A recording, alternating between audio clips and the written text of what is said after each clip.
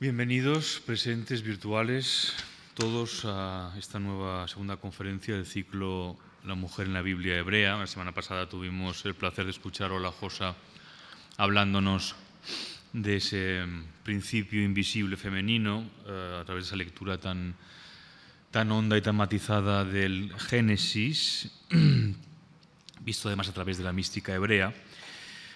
Este curso pretende ser una aproximación a distintos personajes femeninos desde distintos puntos de vista y también a través de artes paralelas. La semana que viene, como sabéis, vendrá Luis Gago, si Dios mediante, para hablarnos de Salomé y de la ópera de Richard Strauss. También tendremos a Estela Ocampo hablándonos de la historia de Susana y los viejos en la pintura. Y en mi caso he seleccionado dos personajes que ilustran dos problemas sustanciales, trascendentales de la religión hebrea y, por tanto, también de nuestra cultura.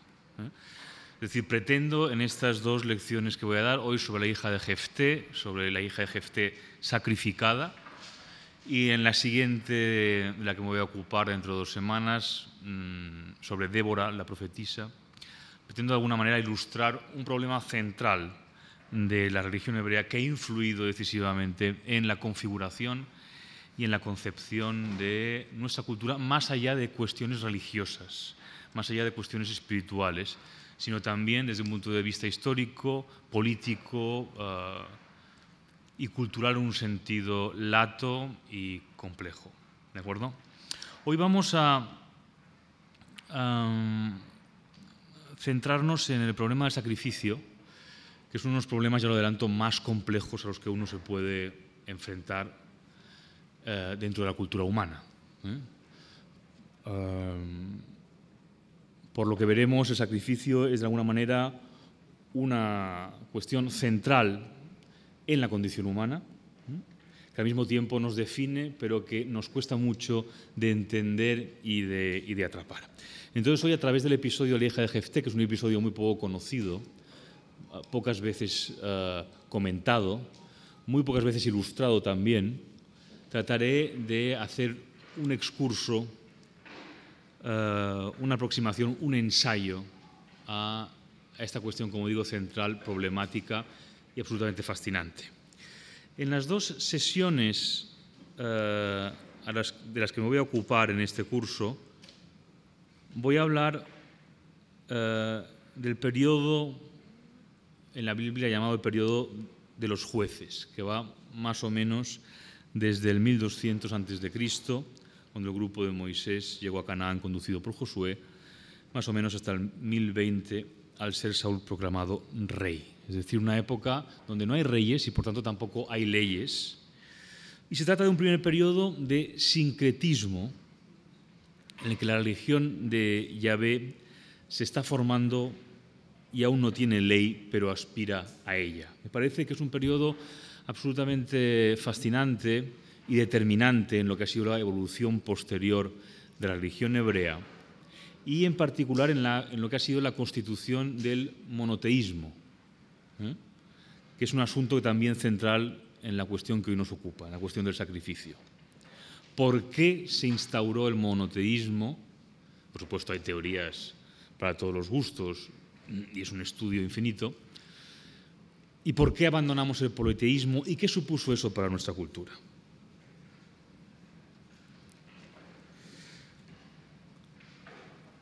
Tanto a la hora de hablar del sacrificio hoy como de la profecía en la próxima conferencia, abordaremos un mismo aspecto de la religión hebrea y, como digo, de nuestra cultura, que es la salvación, el concepto de salvación, y también, ya sobre todo cuando hablemos de profecía, de la constitución de lo que entendemos por historia. La historia tal y como nos ha influido en nuestra cultura judeocristiana, que es un concepto que no tiene nada que ver, curiosamente, con el concepto de historia en Grecia. Hoy nos referiremos una y otra vez a la cultura griega por oposición o por contraste a la cultura judeocristiana, para entender un poco qué ocurre en estos dos ámbitos que de alguna manera son complementarios en muchos aspectos, desde el punto de vista teológico, desde el punto de vista filosófico, desde el punto de vista puramente histórico. Son todas estas cuestiones, como digo, muy problemáticas, infinitas, inagotables. Y la cuestión del sacrificio, como os decía, es probablemente la cuestión más complicada de todas. Y adelanto que no voy a llegar hoy a conclusiones determinantes, puesto que sería una osadía muy vanidosa por mi parte. Nadie ha llegado a conclusiones determinantes en este asunto. Y lo único que quiero es compartir con todos vosotros una serie de preguntas, una serie de reflexiones sobre un asunto que nos concierne, como veréis, muchísimo, que es apasionante, pero al mismo tiempo es un sinfondo. Vaya por delante, por tanto, esa advertencia. Según René Girard, uno de los más importantes estudiosos sobre el sacrificio, sobre lo sagrado, sobre la relación entre la violencia y la religión y lo sagrado, el sacrificio es la cuestión humana más importante, el acto que define a nuestra especie. Para Walter Burkert, y así voy también más o menos cartografiando el mapa hermenéutico en el que voy a moverme, para Walter Burkert, un grandísimo helenista suizo, fallecido hace muy pocos años, el hombre es antes que nada el homo necans, el hombre que mata. Y ese es el título, por cierto, de su ensayo más importante, uno de los ensayos más importantes escritos sobre esta cuestión en la segunda mitad del siglo XX, Homo necans, lo tenéis publicado, traducido en Acantilado, como otros libros de Burkert. Con eso Burkert no se refiere a que el ser humano sea solo el hombre que mata, pero sí que la relación que el hombre establece con el hecho de matar y de poder matar es un elemento esencial en la evolución de su conciencia y en la evolución de nuestra cultura. La evolución religiosa y política de la humanidad dibuja, de hecho, una progresiva superación del sacrificio humano, para empezar, relacionado con las religiones más arcaicas, con lo que late al fondo de nuestra historia en la noche de los tiempos y que inspira todavía pavor cuando nos acercamos a ello, y quedará definitivamente superado por la Biblia, por el Antiguo Testamento y por los Evangelios. Se trata de un camino que va del rito a la ley y la institución, que no deja de ser una forma residual de sacrificio. Para René Girard no hay duda. Lo bíblico y lo evangélico privan lentamente a la humanidad de sus últimas muletas sacrificiales. Nos enfrentan a nuestra propia violencia. De alguna manera, según Girard, mientras que, por ejemplo, en la religión griega y en el paganismo en general, el mito mantiene la estructura del rito sacrificial sin interrogarlo, sin detenerlo, lo bíblico y lo evangélico irrumpen para darle la vuelta al sacrificio, mostrarlo y terminar definitivamente con él. Sobre todo gracias a la figura de Jesucristo, que es el último hijo sacrificado, que aparece para ocupar el lugar del sacrificio y anularlo para siempre. O al menos mientras dura el cristianismo como religión hegemónica de Occidente. Se trata de una evolución que también se observa en las religiones orientales, en otras religiones orientales, por ejemplo, en la tradición de los Vedas. La relación de los Vedas con el sacrificio ha sido estudiada de forma muy detallada, por ejemplo, por Roberto Calasso, en un libro que ha aparecido hace pocos años, titulado El ardor.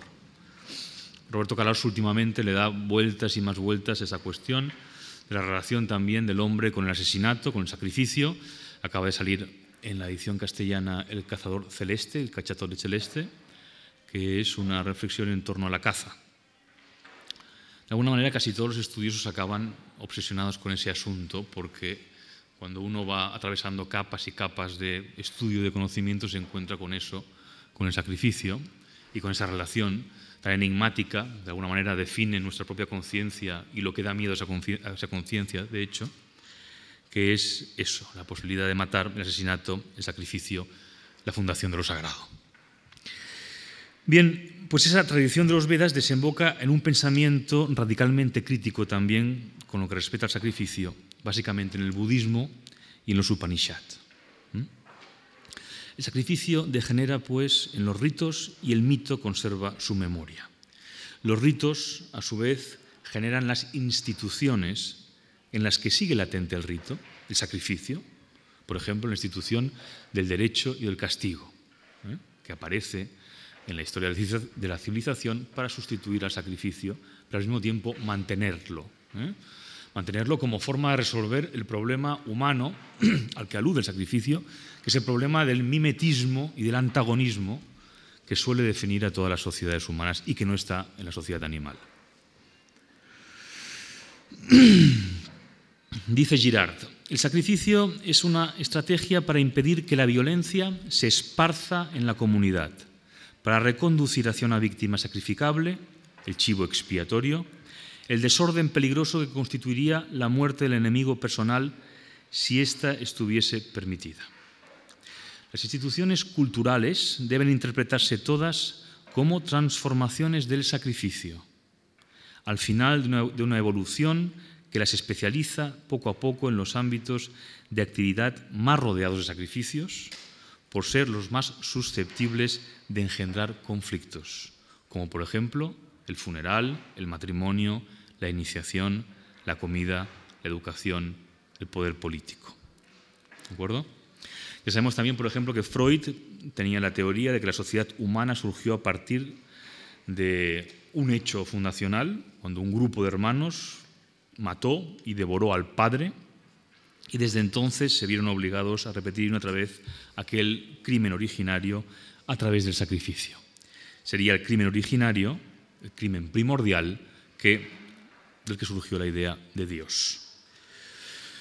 En definitiva, como dice también Walter Burkert, detrás de todo sacrificio está como posibilidad el sacrificio humano, latente, como una amenaza ominosa, como un recuerdo del lugar del que procedemos. Por lo tanto, cada vez que nos acercamos a la cuestión del sacrificio, nos interrogamos acerca de lo sagrado, de la fundación de lo sagrado. Walter Burkert también tiene un libro maravilloso, un ensayo, que se titula precisamente La creación de lo sagrado, donde da vueltas en torno a eso a través de ese concepto. Por tanto, de los orígenes de la religión e incluso acerca de la misma concepción de Dios. Hemos dicho que a través del cristianismo, a través de la Biblia y del cristianismo, el sacrificio desaparece, se convierte en ley.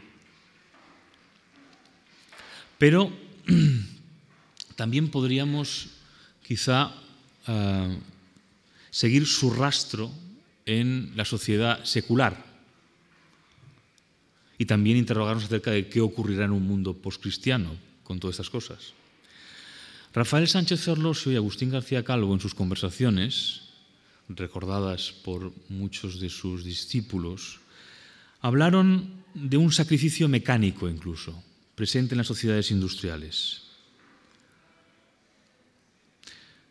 que sería evidente, por ejemplo, en las víctimas por accidente de tráfico o por accidente de aviación, convertidas anualmente en una simple cifra, sobre todo las de tráfico, que se repite sin que nadie se inmute.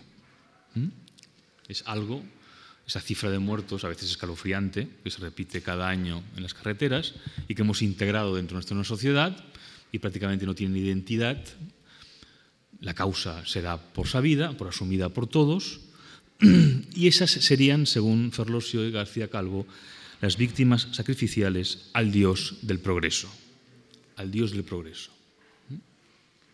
que es el Dios, digamos, instituido también en la sociedad poscristiana y, de hecho, en esa sociedad mesiánica del tiempo que resta, de la que hablaremos al final.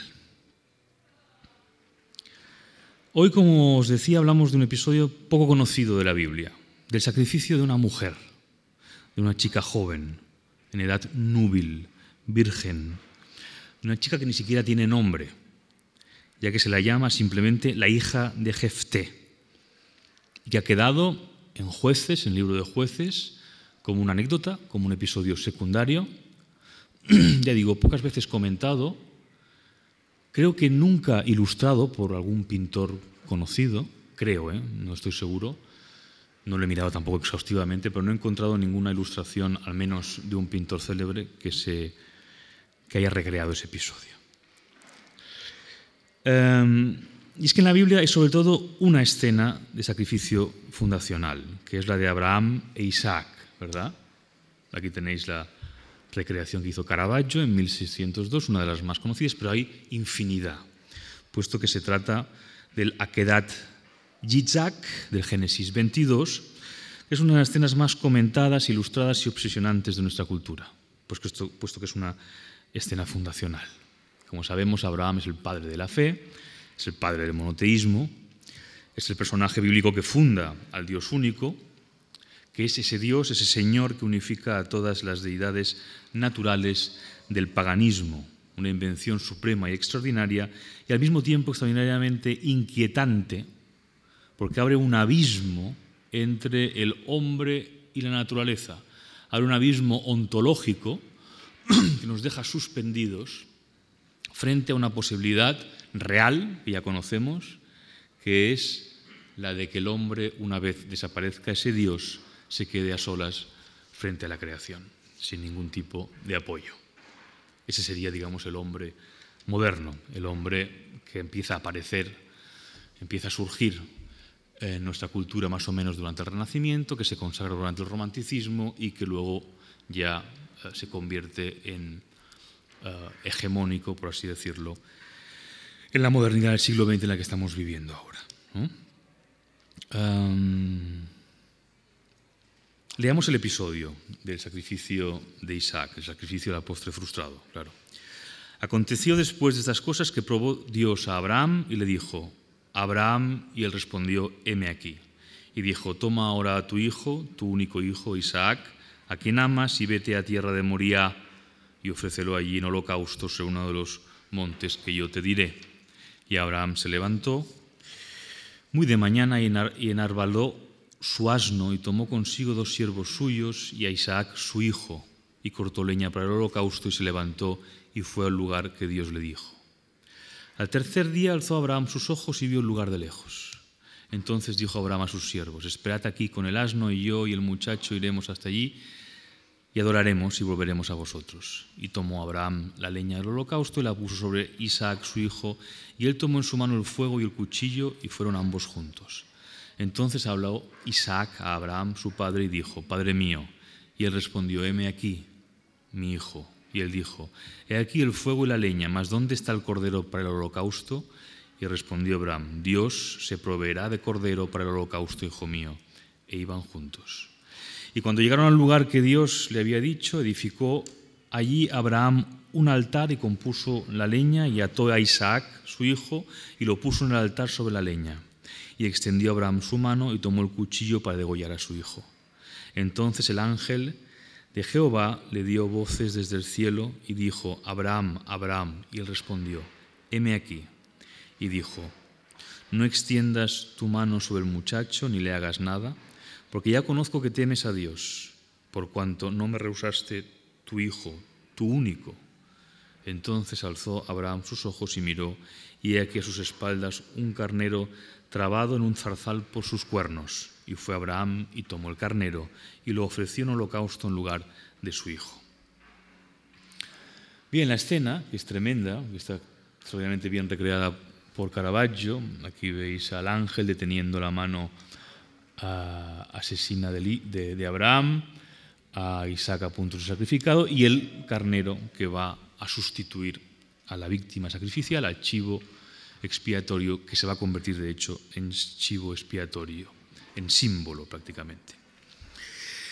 Bien, la escena describe tanto la fe ciega de Abraham, que ha generado una larguísima tradición exegética, sobre todo en los siglos XIX y XX. Por ejemplo, recordamos a Kierkegaard en Temor y Temblor, que le dedica buena parte de ese ensayo y de hecho de todo su pensamiento, ese absurdo de la fe, ¿no? De la fe ciega, de ese Abraham que no pregunta, que simplemente obedece, que confía plenamente en Dios y que en el último momento es detenido por el ángel para que sustituya a su hijo por el carnero. También el mito ilustra esa sustitución, esa transformación, ese cambio de etapa en la evolución religiosa antropológica, que es la sustitución de la víctima humana por la animal, lo que supone de alguna manera la superación de un estadio arcaico de la religión. El animal se convierte aquí en algo simbólico. También nos lo encontraremos en Grecia. El Dios único está así relacionado con el abandono de los sacrificios humanos. El problema del sacrificio es un problema que se haya diseminado en todo el Antiguo Testamento. El Dios único, Yahvé, va a prohibir, va a rechazar los sacrificios humanos, pero aparece el problema del sacrificio, sobre todo en este periodo, como os decía, de sincretismo, de transformación en Jueces, donde todavía Yahvé se tiene que imponer sobre otras deidades más arcaicas, previas, cananeas.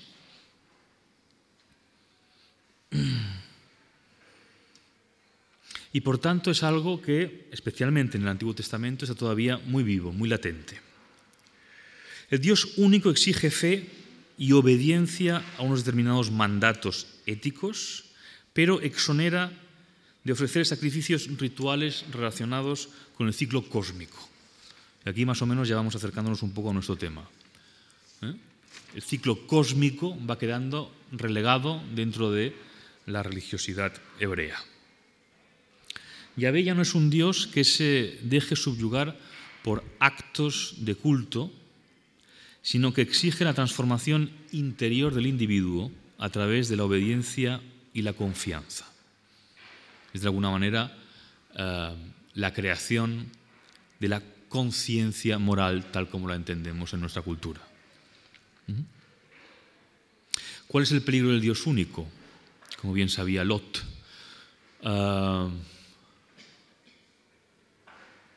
Lo que decía antes, que si un día ese Dios desaparece y nos abandona, el hombre se queda solo ante el vacío de la creación, sin ninguna muleta, sin ningún apoyo, sin ninguna relación con la naturaleza.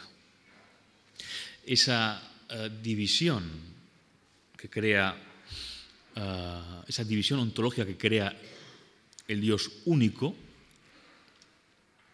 solo es salvable mientras exista ese Dios único. Si ese Dios único desaparece o se oculta, el hombre de pronto puede caer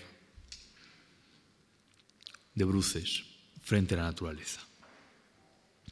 De ahí, y ese es otro tema infinito, que en la tragedia moderna el sacrificio sea sustituido por la muerte absurda, por una muerte que ya no tiene ningún sentido. Pensemos, por ejemplo, en Shakespeare. Pensemos, por ejemplo, en una tragedia como El Rey Lear, donde hay también una hija sacrificada, como es Cordelia. Una hija que muere al final por todo el embrollo absurdo que se ha organizado en la disputa entre el padre y la hija y que acaba muriendo por una estupidez, porque el mensajero no ha llegado a tiempo. Y se encuentran a Cordelia ahorcada y en la última escena de la tragedia aparece el Rey Lear aullando como un animal herido con el cadáver de su hija en brazos. Eso, que es una pietà moderna, ya ilustra, digamos, el sinsentido de la muerte, de un mundo sin dioses, un mundo sin trascendencia, un mundo definitivamente desencantado, donde el sacrificio ya no es tal porque se ha colapsado su contenido simbólico, trascendente, y ya es un simple cadáver. Llevo muchos años dando vueltas a este asunto del sacrificio y de alguna manera resiguiendo su rastro en la modernidad, como os decía. Y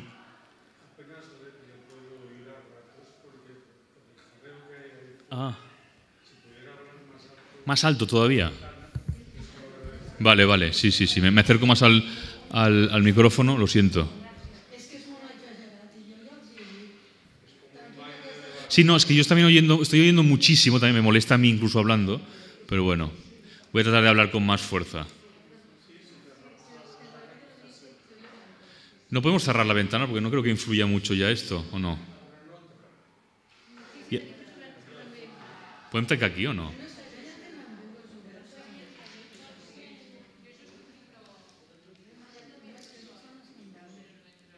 A lo mejor no retumba tanto, ¿no? Por esto. Ahora mejor, creo, ¿no? Sí. Bueno, voy a hablar con el micrófono más cerca. Si volvéis a tener problema, por favor, decídmelo. Es que justamente están muy activos hoy, ¿no? Los del patinete. Ah, es verdad. Sí, es verdad. Bueno, gracias en cualquier caso por decírmelo, porque estaba aquí yo apasionado con este tema. Bueno, pues como os decía, he tratado de seguir el rastro de lo sacrificial en la literatura también, ¿no? Y una de las últimas manifestaciones o recreaciones que encuentro es en la novela 2666 de Roberto Bolaño, que si la habéis leído recordaréis que hay un capítulo dedicado a las maquiladoras, que es uno de los capítulos más impresionantes de la novela, ese capítulo que cuenta simplemente de una manera muy fría y mecánica, periodística, el asesinato recurrente de las trabajadoras en las maquiladoras en el norte de México entre 1993 y 1997, más o menos, ¿no? Esos asesinatos recurrentes a los que el Estado no podía hacer frente y que estaban relacionados con snuff movies, con mafias sexuales, pornográficas, etcétera, etcétera, y que es verdaderamente hiela la sangre, ¿eh? Y hay un momento en que Roberto Bolaño, que prácticamente no dice nada, va registrando una y otra vez esos sucesos, hasta un punto prácticamente asfixiante. Solo dice una frase como: quizá en estos asesinatos se esconde, dice, el verdadero sentido del mundo y la humanidad, ¿no? A mí esa frase, que estoy citando de memoria, no es exactamente así, pero vamos, viene a decir esto, me recuerda de alguna manera la actualización del sacrificio, o al menos, de nuevo, la pregunta por su origen, y la valentía y la extraordinaria perspicacia que tuvo Bolaño de traer eso a la novela, de fijarse en eso tan espantoso, y ponernos de alguna manera de nuevo contra las cuerdas de nuestra propia violencia en nuestra sociedad, ¿no? Ahí creo que hay una de las últimas recreaciones, como digo, del sacrificio, y particularmente además un sacrificio, como digo, que está oculto en nuestra sociedad, como el sacrificio mecánico de las víctimas de accidente de tráfico, y que nos siguen diciendo muchísimo acerca de la constitución de nuestra sociedad, presuntamente emancipada de todo lo religioso y de todo lo arcaico, pero que evidentemente muchas veces no somos capaces de ver, porque estamos tan inmersos en esa sociedad que no lo vemos simplemente. Se ve eso al cabo de muchísimo tiempo.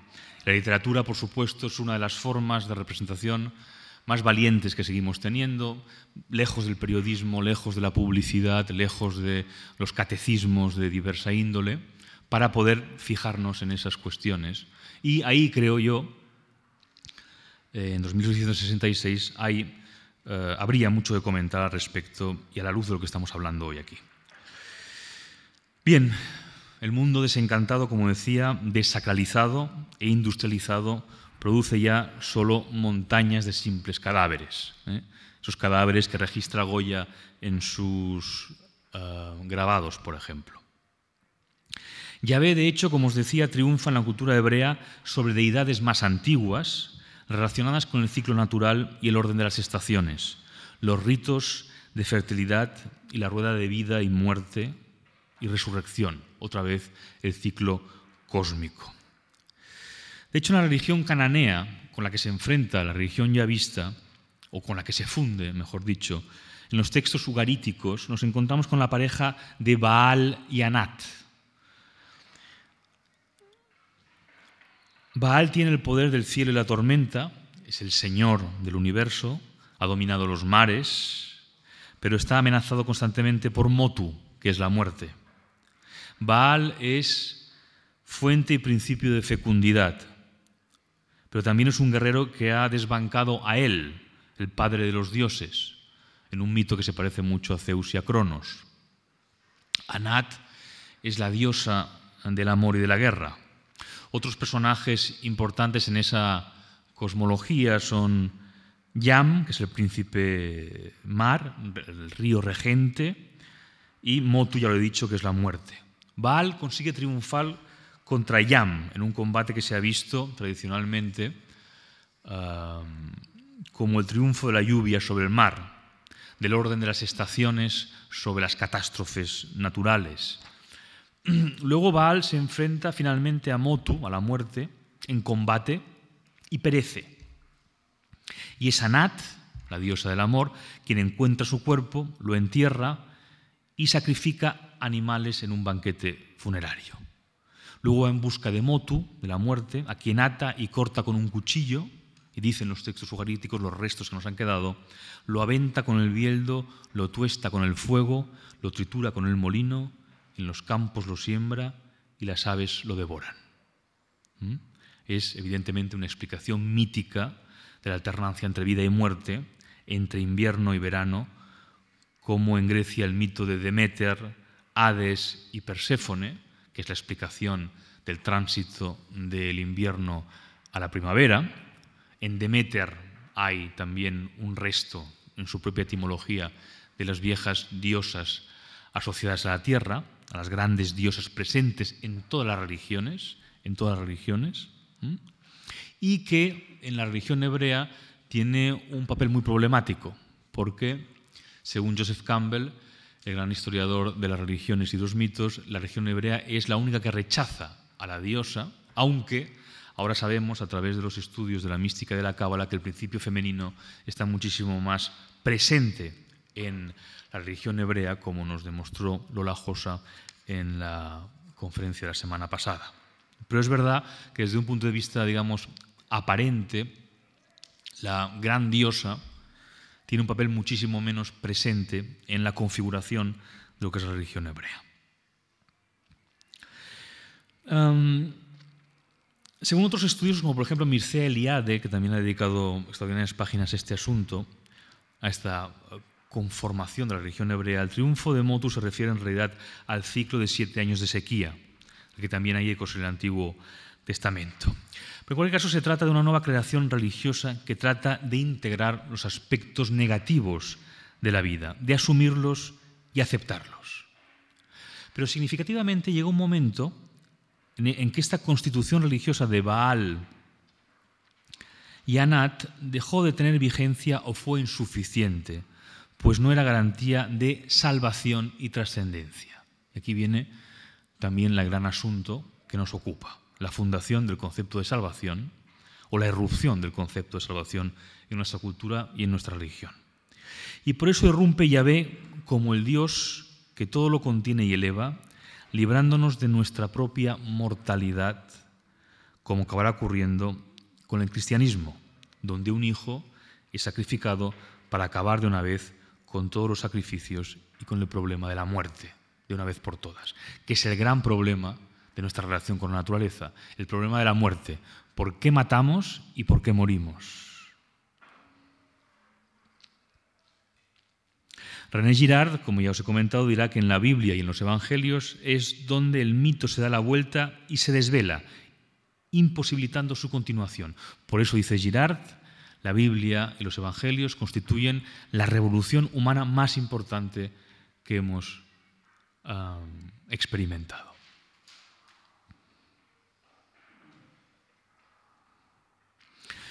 En la cultura griega, para irnos a otro fundamento de la cultura europea o occidental, el sacrificio también late en el centro de su religión, de su experiencia espiritual, cultural y literaria. El sacrificio, como sabemos, está en el origen de la tragedia. Tragedia es una palabra que en griego significa el canto del macho cabrío, puesto que procede de un viejo ritual rural que se pierde en la noche de los tiempos, en el que se sacrificaba a un macho cabrío y durante una ceremonia en la que se cantaba y se bailaba para celebrar ese sacrificio. Y de ahí surge la tragedia. La evolución de cómo ese rito cruento acabó desembocando en la gran tragedia ática de Esquilo, Sófocles y Eurípides, es un misterio indagado extraordinariamente, con extraordinaria competencia, por ejemplo, por Walter Burger también. Pero, evidentemente, hay una distancia temporal, una tiniebla que nos separa de lo que es el resultado literario de sus orígenes rituales y cultuales. Pero, en cualquier caso, lo fascinante es advertir hasta qué punto la tragedia griega, que es uno de los grandes géneros que ha creado Occidente, y es todavía uno de los espacios dramáticos que más nos sirven para interrogarnos acerca de la condición humana, cómo está relacionado con el sacrificio, con esa conciencia de matar y de morir. Y para el episodio de la hija de Jefté que hoy nos ocupa, encontramos un paralelo en la tragedia griega, concretamente en el sacrificio de Ifigenia, tal y como se cuenta en el Agamenón, la primera obra de la Orestíada, el gran ciclo dramático de Esquilo. Quizá la tragedia modélica por antonomasia. Esta es una de las muchas recreaciones del sacrificio de Ifigenia por un pintor holandés, Carl van Loo, pero hay también cientos y cientos. Lo habréis visto muchísimas veces en tantísimos museos. Aquí tenéis a Ifigenia a punto de ser sacrificada por su padre. Arriba la diosa Artemisa, que es quien ha pedido ese sacrificio. Los barcos detenidos en Áulide, ya conocéis la historia. De camino a la guerra de Troya, las naves de Agamenón se quedan detenidas y sin viento en Áulide por orden de Artemisa, que está castigando a Agamenón por una ofensa que en la tragedia de Esquilo no se menciona, pero que tiene que ver con la caza del ciervo, de un ciervo que es un animal sagrado para Artemisa. El caso es que el adivino Calcante o Calcas revela que la única manera de aplacar a la diosa, de aplacar la cólera de la diosa y proseguir el viaje y hacer la guerra en Troya y por tanto obedecer a Zeus, es sacrificar a la hija de Agamenón, a Ifigenia. Una exigencia que Agamenón lleva a cabo sin oponer ninguna resistencia, sin rechistar. Sus palabras en la tragedia todavía hielan la sangre. Dice: es lícito y santo desear con apasionada pasión el sacrificio que aquieta los vientos, la sangre de la doncella, que sea para bien. Que sea para bien. Este bien, en griego kalos, tiene unas significaciones dentro de la cultura ática, de la cultura griega de esa época, completamente distinta a lo que es el bien para nosotros, hijos de la filosofía moral de Platón y su encuentro con el cristianismo, por supuesto. Este bien está por encima del entendimiento del sufrimiento humanos. Es un bien que dictan los dioses, pero que el hombre no puede conocer, al que no puede acceder. No hay aquí conciencia moral en términos judeocristianos, en los términos que nosotros utilizaríamos hoy en día. Agamenón se sitúa en una posición de necesidad, ananké en griego, la ananké es incluso una deidad en Grecia, en la que es a la vez obediente, temeroso de Dios, buen ciudadano y un ser humano atroz. O simplemente habría que decir un ser humano. Lo atroz lo añadimos nosotros desde nuestra lectura, desde nuestra cultura judeocristiana. Como dice Martha Nussbaum en un extraordinario ensayo sobre la tragedia griega, La fragilidad del bien, que es ya un clásico, el castigo de Zeus consiste en colocar a un hombre anteriormente libre de culpa ante una situación privada de salidas no culpables. Si Agamenón no cumpliera la condición de Artemisa, todos, incluida Ifigenia, perecerían. Agamenón no puede convertirse en un desertor y desobedecer a Zeus en su expedición a Troya. Tampoco puedes atender la exigencia de Artemisa de llevar a cabo el sacrificio de la hija. Y al mismo tiempo el sacrificio no deja de ser un acto espantoso, que repugna a la conciencia. Empieza así el terrible círculo de asesinatos, ese círculo vicioso del que la tragedia nunca sale, la tragedia griega, que va de Clitemnestra a Agamenón, que es la única, digamos, en rebelarse contra ese sacrificio, y de Orestes, el hijo, a Clitemnestra, su madre, por haber matado a su vez a Agamenón. Esa rueda sacrificial que parece no tener fin, que no tiene, y eso es importante, solución, porque en la tragedia griega no hay salvación. No hay salvación, al menos no la hay, sobre todo en la tragedia griega más dura, que es la de Esquilo y la de Sófocles. En Eurípides empieza a dibujarse algo y por eso Nietzsche dirá que ahí empieza la decadencia de la tragedia, ¿no? Cuando irrumpe, por así decirlo, ya la conciencia de Sócrates, que empieza a hablar del bien, y empezamos otro estadio que es el de la filosofía y el del rechazo a la tragedia. ¿De acuerdo? Según Walter Burkert, en el origen de la tragedia está el sacrificio animal como prueba del temor que una comunidad humana tenía ante sus propias posibilidades homicidas. Es decir, para Burkert el origen, esa relación, digamos, entre tragedia y sacrificio, habría que buscarlo en que, inmolando a un animal en lugar de una víctima humana y acompañando el holocausto además de un ritual en el que se ponía de manifiesto tanto la inocencia de los matadores como su respeto por la vida, los actores de esta Unschuldskomödie, de esta comedia de la inocencia, al mismo tiempo que admiten las posibilidades homicidas de la naturaleza humana, se distancian de ella, toman conciencia de su espanto.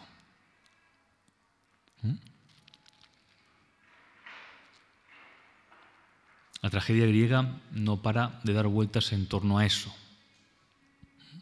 Ante esa relación que parece que no tiene solución, que no tiene explicación, del hombre con su propia conciencia, con su necesidad de matar, con su conciencia de morir.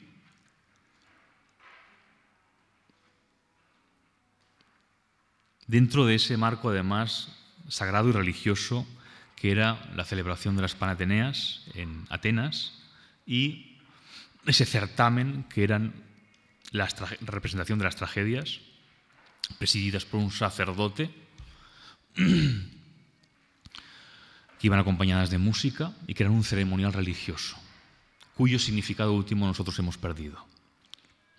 Una buena parte de la significación última de la tragedia griega para nosotros ha quedado completamente obliterada. Está muda, no lo podemos oír. Nos ha quedado solo el texto, pero el texto era solo una parte de esa ceremonia. Más allá de eso, llama poderosamente la atención este sacrificio de una niña, de una joven núbil, virgen, que puede dar descendencia a su padre y que es sacrificada por el bien común, por la ley y el destino. Hay también otra joven en la tragedia griega que también es sacrificada, otra muchacha núbil, virgen, que también es sacrificada, aunque no directamente en un sacrificio, pero sí por oponerse a la ley, acaba siendo enterrada viva, que es Antígona. Su virginidad, la virginidad de Antígona y su vínculo de sangre con Polinices se oponen a la ley y el Estado, al intento de superar lo natural en el orden político. Muchas veces se ha presentado, sobre todo en nuestra época, digamos a lo largo del siglo XX, se ha intentado ver a Antígona como una figura política, como una precursora del feminismo, de los derechos sociales y políticos, cuando en realidad, pensando a la griega, Antígona es reaccionaria frente a Creonte, que es quien defiende la ley y el Estado y defiende la modernidad. Antígona, al fin y al cabo, lo que está defendiendo a la hora de defender su derecho a enterrar a Polinices, a pesar de que sea un traidor, de darle sepultura, está defendiendo los vínculos de sangre por encima de la abstracción que suponen la ley y el Estado. Es la que de alguna manera irrumpe en la constitución de la polis, le dice a la polis, así no podrás seguir, no podrás olvidar los contenidos naturales, no podrás constituirte, como ciertamente acabó pasando en Grecia, en Atenas. Grecia no llegó a constituirse en ese vacío de contenidos naturales que será la democracia moderna. La democracia moderna, que es el espacio no vinculado a contenidos naturales. ¿Por qué? Porque, digamos, idealmente, en la teoría, todos somos iguales ante la ley. Y, por tanto, no hay contenido natural que esté por encima de nadie, que esté por encima de la ley, ¿verdad? Pues eso es a lo que se opone Antígona en su grito, en su despedida, reivindicando su derecho de sangre a enterrar a su hermano. Bien. La tragedia, en sus múltiples manifestaciones, sigue fascinándonos porque nos enfrenta a nuestra condición sin solución y sin salvación. Donde hay solución no hay tragedia.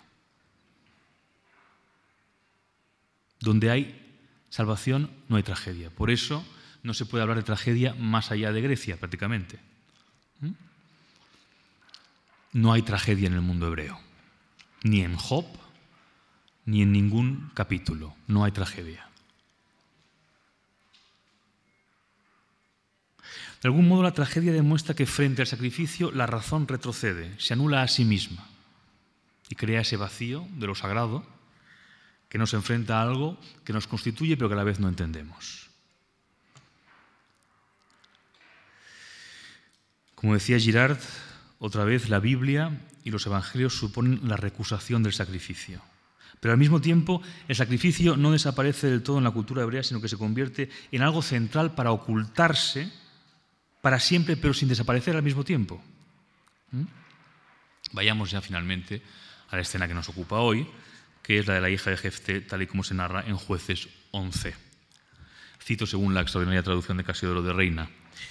Y el espíritu de Jehová, bueno, el contexto histórico es más o menos el de Jefté, que en Galat tiene que luchar contra los amonitas y le piden ayuda y que se enfrente con toda su fuerza a esos amonitas, ¿no? Dice, el espíritu de Jehová fue sobre Jefté y pasó en Galat y en Manansés, y de allí pasó en Masfa de Galat, y de Masfa de Galat pasó los hijos de Amón. Y hizo voto Jefté a Jehová diciendo, si entregas a los amonitas en mis manos, cualquiera que me saliere a recibir de las puertas de mi casa, cuando volviere de los amonitas en paz, o será de Jehová y yo lo ofreceré en holocausto. Se está diciendo, si me das la victoria, yo te ofreceré en holocausto a lo que sea que se me aparezca al llegar a casa. Lo primero que me salga al encuentro al llegar a casa. Y pasó Jefté a los hijos de Amón para pelear contra ellos, y Jehová los entregó en su mano. Hiriólos de gran matanza mucho, desde Aroer hasta llegar a Menit, 20 ciudades y hasta la vega de las viñas, y así fueron domados los amonitas delante de los hijos de Israel. Y volviendo Jefté a Masfa a su casa, he aquí que su hija le sale a recibir con adufes y corros, es decir, con cántaros y címbalos, a la cual tenía sola única, no tenía fuera de ella otro hijo ni hija, es hija única, como Isaac para Abraham. Y como él la vio, rompió sus vestidos, se rasgó las vestiduras, diciendo, ay, hija mía, de verdad me has abatido, y tú eres de los que me abaten, porque yo he abierto mi boca a Jehová, y no lo podré revocar. Ella entonces le respondió, Padre mío, si has abierto tu boca a Jehová, haz de mí como salió de tu boca, pues que Jehová te ha hecho venganza de tus enemigos, los hijos de Amón. Y tornó a decir a su padre, hágaseme esto. Déjame por 2 meses que vaya y descienda por los montes y llore mi virginidad, yo y mis acompañantes. Es decir, le pide una última cosa. Esto es curioso. La hija acepta el sacrificio, no se rebela contra su muerte. Solo le pide una cosa a su padre, que le deje ir a los montes durante 2 meses para llorar su virginidad con sus compañeras y a la vuelta dejar que se cumpla el mandato divino. Él entonces dijo, ve, y dejóla por 2 meses, ella fue con sus compañeras y lloró su virginidad por los montes. Pasados los 2 meses volvió a su padre y hizo de ella conforme a su voto que había votado. Y ella nunca conoció varón. Nunca conoció varón. De aquí fue la costumbre en Israel que de año en año iban las doncellas de Israel para endechar a la hija de Jefté Galadaíta 4 días en el año. Esta es la escena, nada más que esto. Una escena muy breve, pero muy significativa a mi entender. Estamos todavía, como decíamos al principio, en la época de jueces, en esa era de guerreros que aún no tienen reyes, es decir, que no tienen leyes. Este episodio es anterior a la redacción del Génesis. Como sabéis, aunque es el primer libro de la Biblia, es un libro que se compuso, que se escribió más tardíamente, según han demostrado los estudiosos. El sacrificio de hijos, particularmente los primogénitos, fue una práctica muy extendida en Oriente, con la que el episodio de Abraham parece terminar. Uno de los sacrificios, por ejemplo, constitutivos de la religión cananea, dedicado al dios Baal Moloch, luego adoptado además por fenicios y púnicos, se llamaba Molc y consistía en quemar vivo a un hijo recién nacido en un espacio delimitado fuera de los templos. Hay referencias a Moloch en distintos momentos del Antiguo Testamento, por ejemplo en Levítico, en Reyes, en Jeremías, y parece que ese sacrificio fue un problema para los yavistas. Este episodio de Jefté quizá ejemplifique un resto de ese culto, cuando aún los hebreos se hallaban en plena transformación monoteísta y Yahvé estaba en guerra, en una época todavía de teomaquia. Es un episodio también, como veis, muy parecido al de Ifigenia, aunque la actitud de la hija, que acepta el sacrificio, se parece más a la versión de Eurípides que a la de Esquilo. Sabéis que hay algunas versiones del mito de Ifigenia en la que finalmente Ifigenia no es sacrificada, sino sustituida por un cervatillo, también con una transformación del mito parecido al de Abraham e Isaac, no en Esquilo, de todas maneras. Jefté también, como Agamenón, se pone en una situación de necesidad. No le queda otro remedio. Él mismo ha dado voto de ofrecer lo primero que le salga a su regreso a casa a Yahvé si vuelve victorioso. También recuerda el sacrificio, por ejemplo, de las vírgenes núbiles en las fiestas del dios del maíz de México. Hay otros paralelismos en distintas religiones. Bien, hay aquí para mí varios enigmas. Jefté se rasga las vestiduras cuando su única hija le sale al encuentro al regresar a casa, cantando y bailando, además, para celebrar su victoria. Es un contraste dramático muy poderoso, ¿verdad? La niña sale para celebrar la victoria del padre y al mismo tiempo está celebrando su propio sacrificio, su propia ejecución, su propio asesinato. ¿Realmente se ha sorprendido Jefté? ¿O al prometer sacrificar lo primero que le salga al regresar, ya sabía que solo podía ser su hija, su única hija, como es de pensar que a lo mejor es de suponer que normalmente le ocurría? Cuando regresa a casa le sale siempre la hija. Algunos dicen que a lo mejor pensaba que le saldría un animal. Pero quizás su desgarro tan solo sea retórico. No lo sabemos en cualquier caso porque no se explica. Quizá él ya esperaba tener que pagar con lo más preciado que tenía, a Dios, a Jehová, a Yahvé por la victoria, solo que cuando toma conciencia de que va a perder a su hija, se duele de verdad de ello, se rasga las vestiduras. Pero quizá simplemente porque toma conciencia de que eso finalmente va a tener que hacerse, va a tener que suceder. La hija, como hemos dicho, acepta su sacrificio de buen grado, pero al mismo tiempo le pide a su padre que le deje 2 meses vagar por los montes, llorando su virginidad con sus compañeras.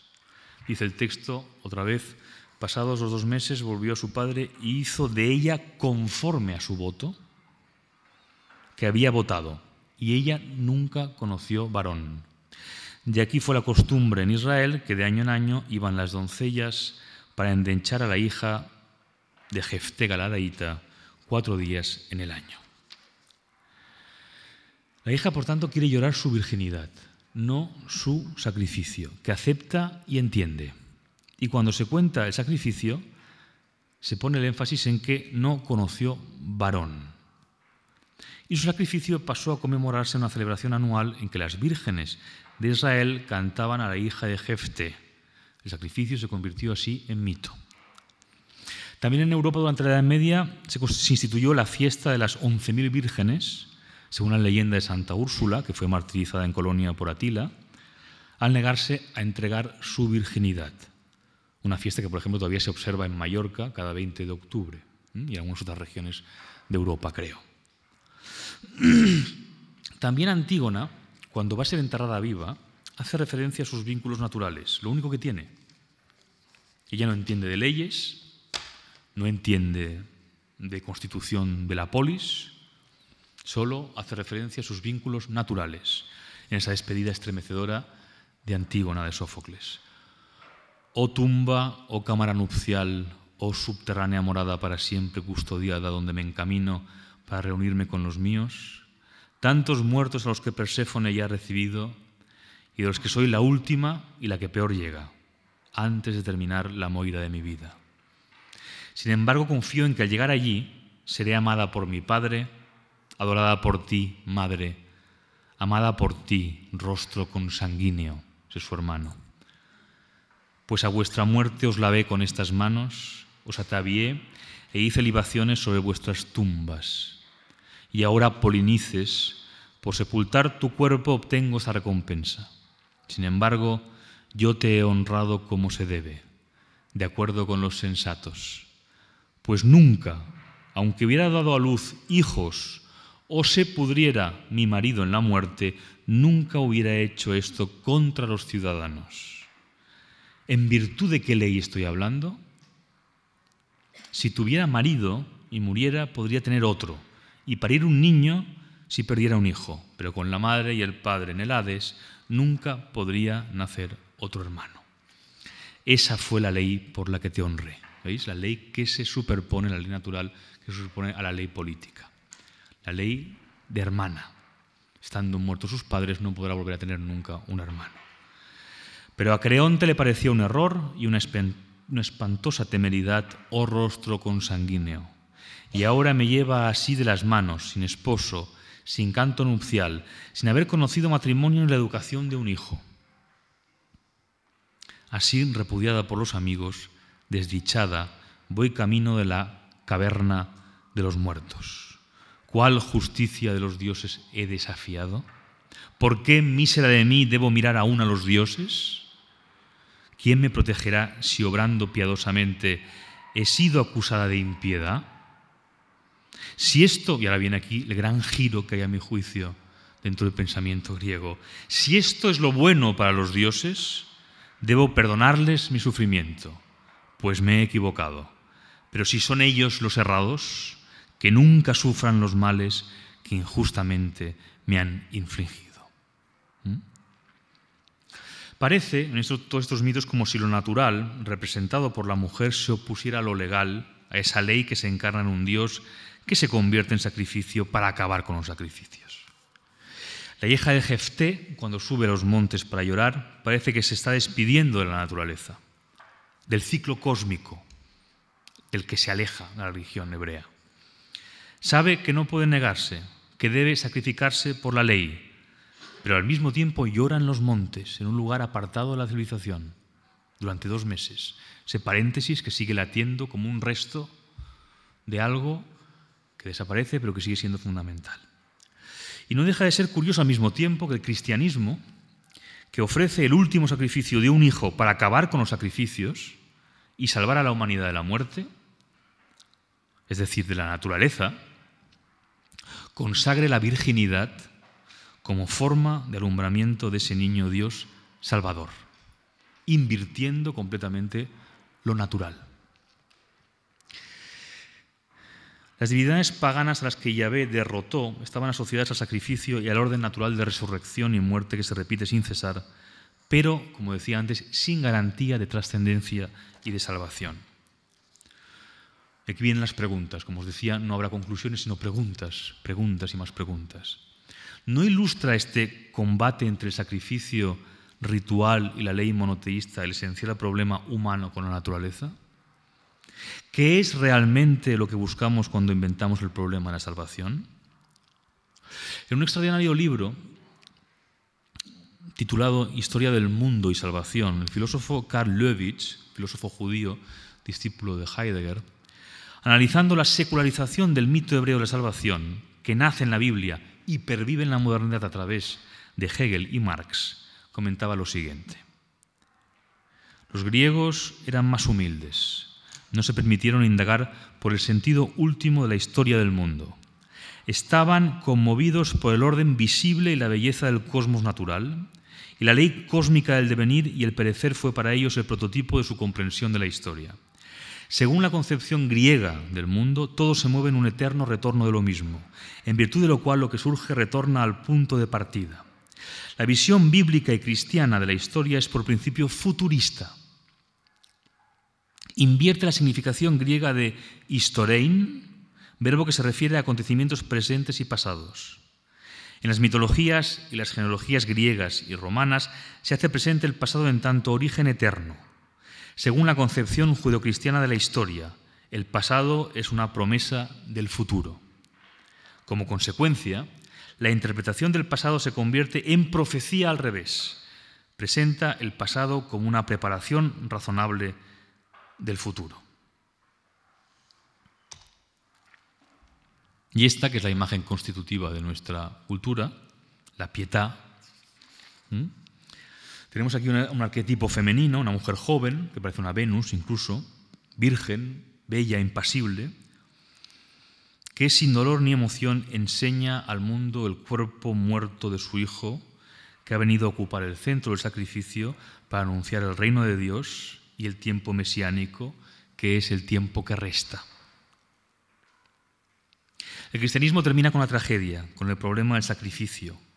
Ofrece una solución a la muerte, pero al mismo tiempo vacía la naturaleza y crea la historia y el mito del futuro, hipostasiándolo todo, la felicidad, al otro mundo.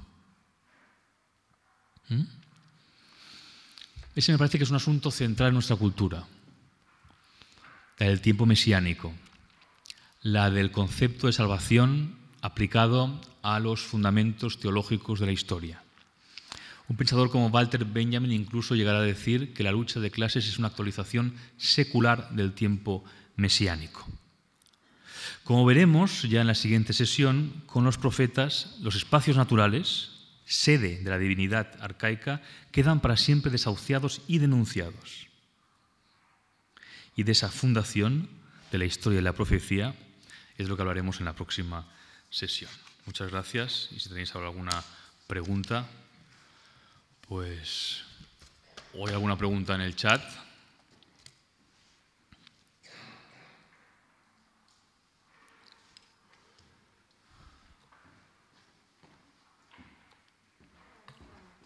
¿Hay algo o no?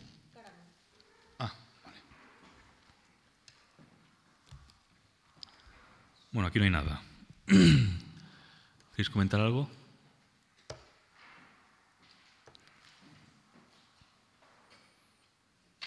Se ha creado un ambiente sacrificial, ¿no? Pienso que en todas estas historias, gracias.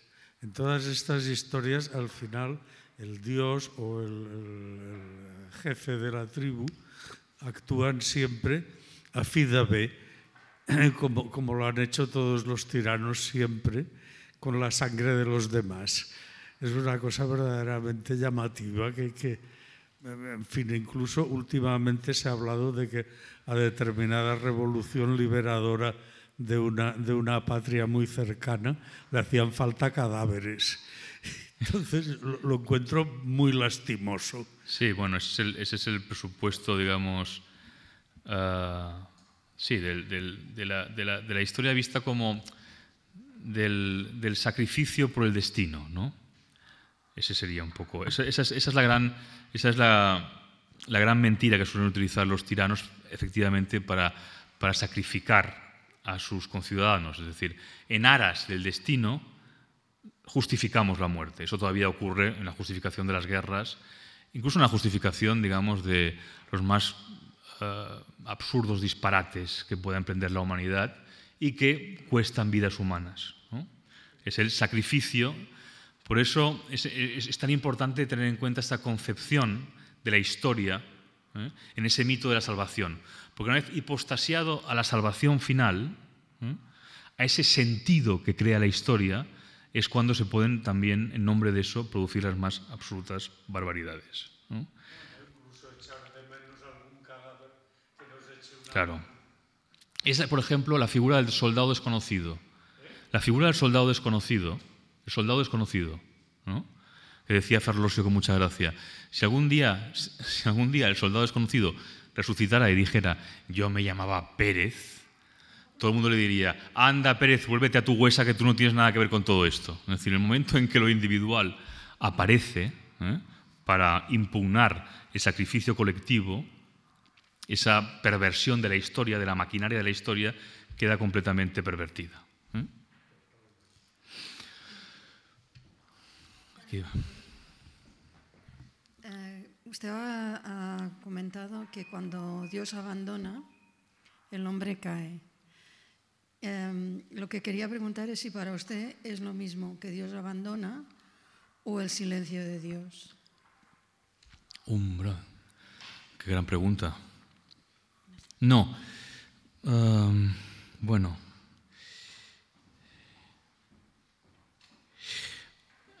Esto me recuerda, si me permite, a una viñeta del Roto que salió hace, no sé, unos 10 años o así más o menos. No sé si recordaréis cuando el Papa Benedicto XVI visitó Auschwitz y se preguntó, se interrogó en público, ¿dónde estabas, Dios mío, cuando esto ocurrió? Entonces había una viñeta del Roto que decía, ¿no te acuerdas? En las cámaras de gas. Bueno, eso, que es una brutalidad, pero es una reflexión tremenda, tiene que ver un poco con eso, ¿no? Claro, el silencio de Dios, al fin y al cabo, está implícito, creo yo, en la propia constitución de la fe de Abraham, ¿no? Esa fe ciega frente a algo que es incognoscible, que no tiene respuesta, que no tiene un sentido para nosotros y que está ahí, ¿no? Cuando digo que el hombre se queda sin Dios, es decir, que no estoy hablando aquí de creencias personales, evidentemente, son todas respetabilísimas. No quiero decir que eso haya desaparecido por completo. Quiero decir que lo que ocurre, digamos, en la evolución social y política de la humanidad, sobre todo a partir del Renacimiento, a partir del Romanticismo, cuando el hombre progresivamente se va alejando de la naturaleza y, por tanto, de la divinidad, y se queda a solas. Quiero decir, como ha descartado antes todas las divinidades asociadas al ciclo cósmico, de pronto, cuando ese Dios se oculta o desaparece para él, el hombre se queda a solas frente a la creación, que es lo que está pasando todavía ahora, ¿no? Se está hablando, y se habla ya de una forma insistente en nuestro tiempo, del hombre Dios, ¿verdad? Del hombre que está a punto de sustituir a Dios. Siempre con una nueva forma, fijaos, una nueva forma de salvación, que es la utopía científica, ahora. La utopía de la ciencia, que nos va a salvar de la muerte siempre. Ya se habla, hay gente que sostiene pues, que dentro de unos años se podrá hablar de haber superado la muerte, seguramente para unos pocos, seguramente, ¿no? Y de esa hipóstasis que siempre está, eso abundaremos en eso en mi próxima sesión, esa hipóstasis que siempre está esperando algo, es el tiempo mesiánico, el tiempo que resta, el mundo por venir, la salvación, que descarta de alguna manera el mundo, la naturaleza, lo que está ocurriendo, hipostasiándolo, fiándolo a una salvación que está todavía por venir. Pero yo diría que el silencio de Dios precisamente está, de alguna manera, en la configuración de la religión monoteísta, me parece a mí. Porque se produce precisamente ese salto, esa división ontológica entre el hombre y la divinidad, que crea dos ámbitos completamente distintos, que, curiosamente, solo se solucionan, o una de las vías de solución es la solución mística, ¿no? De la que hablábamos, por ejemplo, en la sesión pasada. Los místicos, y la mística hebrea en particular, además, abre caminos de, por ejemplo, en nuestra cultura San Juan de la Cruz, ¿no? Que no tienen nada que ver con los dogmas o con las creencias dominantes del catolicismo imperante, legal, etcétera, etcétera, y que a través precisamente de la lectura de la Biblia encuentran una forma de comunión con Dios, de encuentro con Dios, que es la creación de la divinidad dentro de la propia alma. que no tiene que ver con esto. No sé si he contestado bien, però bueno.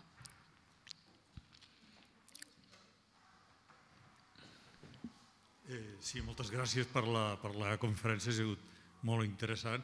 Especialment ha centrat el tema en l'acte del sacrifici. Sí. I que és un acte complex i d'una tradició molt genèrica, amb totes les religions probablement, i com que t'has referit a diferents religions, vull dir, als hebreus, als grecs, a d'altres, com si hagués sigut en tots els casos algo similar, com una forma d'apel·lar la presència del sagrat a la terra, el sacrifici, una manera de demanar la sacralitat que es faci present a la terra en un moment de conflicte, en un moment d'una situació greu, una situació en la qual està en joc el propi ser d'aquella societat. Vull dir, no sé si això és el que englobaria el concepte aquest de sacrifici, que vull dir que a nosaltres, la gent moderna, que l'hem anat més aviat sentint explicar, més que no pas viure'l, nosaltres l'hem sentit explicar, doncs ens ha estorat molt. Això que aquesta vigència del sacrifici, cruent, violent, els primogènits, la matança de primogènits, nosaltres no ho hem vist, però ho hem sentit. Podria ser aquesta una idea? Sí, és absolutament aquesta, està molt ben definit. Aquesta és l'essència del sacrifici. L'essència del sacrifici i per això, i que segueix present, diguéssim, com deia abans, amb les nostres institucions, per exemple. Les institucions, la llei, el dret, són substitucions del sacrifici. Com deia Girard en una cita, el sacrificio es una estrategia para impedir que la violencia se esparza en la comunidad, para reconducir hacia una víctima sacrificable, el chivo expiatorio, el desorden peligroso que constituiría la muerte del enemigo personal si ésta estuviese permitida. És una forma essencial de relació humana, perquè d'alguna manera aplaca l'antagonisme perpetu del mimetisme humà, de l'intent de ser com l'altre o de superar l'altre que està, diguéssim, a l'arrel de la nostra condició. Per això el sacrifici d'alguna manera sempre ens representa i alhora segueix sent un misteri, que com dic està present a totes les religions però que es pot trobar també a la modernitat. Totalment, totalment. Per això sempre se li dona una explicació mítica. Freud parla d'un primer conflicte amb un pare, no? Sempre hi ha una llegenda que tracta d'explicar aquesta fundació, però clar, no sabem mai, no tenim els instruments per arribar-hi. Està relacionat amb la constitució de la consciència, amb l'aparició de la consciència a la nostra espècie. És constitutiu de la pròpia consciència humana.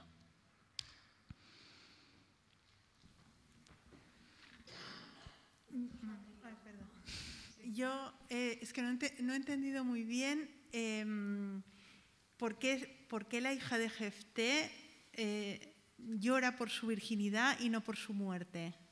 Bueno, yo tampoco lo he explicado, quiero decir, no hay una razón para eso. Yo digo que una explicación plausible sería que está llorando precisamente por todo el rechazo a ese ciclo natural que queda precisamente superado por la obediencia a Yahvé, que sería como un último sacrificio que representa esa despedida.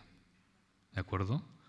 De la misma manera que Antígona, como os decía, también se lamenta y grita y defiende sus vínculos naturales contra la ley, la hija de Jefté estaría de alguna manera haciendo lo mismo, de una manera muchísimo más modesta, porque Antígona se rebela contra todo, pero la hija de Jefté acepta su sacrificio porque sabe que tiene que obedecer la ley divina, tiene que obedecer a su padre también, pero al mismo tiempo y esa es la grandeza del episodio, creo yo, pide una pausa de 2 meses para llorar su virginidad por los montes. Y es ahí donde me parece a mí que lo que quería traer hoy y la próxima sesión, que seguiremos abundando en ello, estamos como, digamos, en 2 ámbitos de los que no podemos escapar, por decirlo así. Porque superar, digamos, el ciclo cósmico natural nos aleja de todo el problema sacrificial, nos acaba dando una solución a la muerte en el cristianismo, pero al mismo tiempo nos deja, por así decirlo, desnudos o sin apoyo frente a la naturaleza. Y por tanto me parece que las dos grandes corrientes, digamos, de espiritualidad humana se representan en este episodio, se dramatizan de una manera muy elocuente, porque en realidad no hemos salido de eso. Por mucho que creamos que estamos en un estadio de la civilización alejado de todo esto, en realidad esto nos sigue conformando de alguna manera, ¿no? Y todos los problemas que nos vamos encontrando, tarde o temprano, tienen que ver con ese mismo problema. La fundación de un nuevo hombre siempre ha fracasado, siempre se encuentra con lo mismo y siempre nos acabamos enfrentando con la naturaleza, el problema de la naturaleza, con el problema de la muerte, con el problema de matar, ¿verdad? Con la necesidad de trascendencia y con nuestra propia violencia. Eso surge una y otra vez. Por eso meditar sobre estas cosas, sobre los mitos, sobre la tragedia, sobre la Biblia, no es meditar sobre cosas ornamentales que están en los museos, es meditar sobre nosotros mismos, sobre lo que nos está pasando ahora mismo.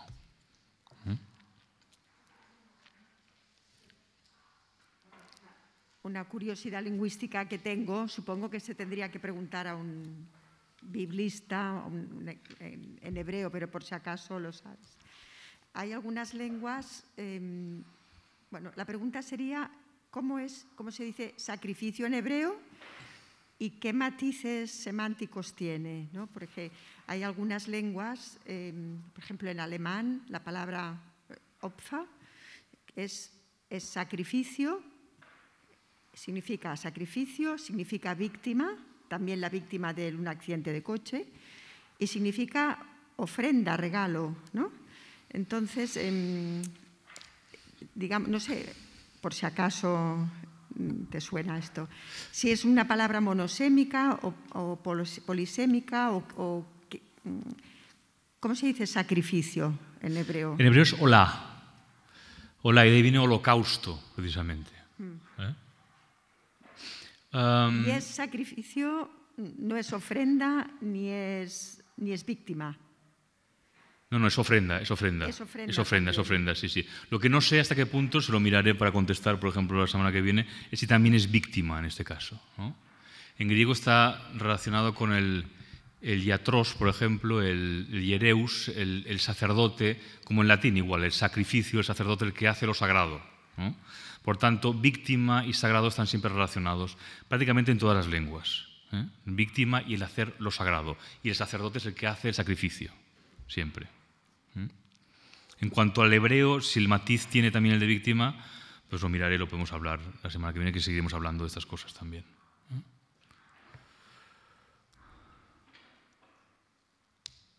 ¿Algo más? Bueno, lo bueno es que como la semana que viene tenemos una pausa musical, por así decirlo, un poco más alegre que este tema, de Salomé, en la ópera de Richard Strauss, y después volveremos con la profecía y seguiremos abundando en esto, justo en el punto que lo he dejado, con Débora, que es un personaje fascinante también en los orígenes de la religión israelí, ¿eh? Con un canto muy bello, el canto de Débora, y el papel de los profetas dentro de la Constitución y de toda esta cuestión que me parece que es muy interesante de la formación del concepto de salvación y de historia en nuestra cultura. ¿De acuerdo? Pues muchas gracias.